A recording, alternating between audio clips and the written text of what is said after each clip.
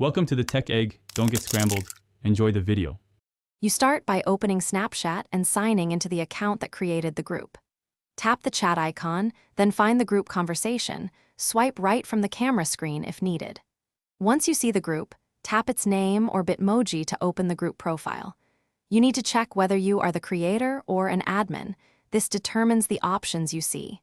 Make sure you are connected to the internet so changes sync immediately. You now remove members one by one. Tap a member in the group profile, choose Remove or Block, and confirm.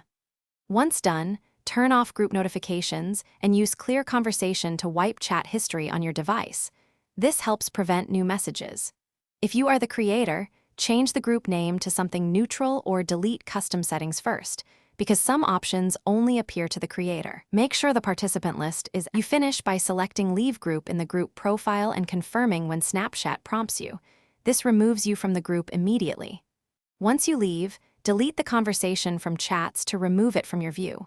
If you were the creator and want the group effectively gone, ensure all members were removed first.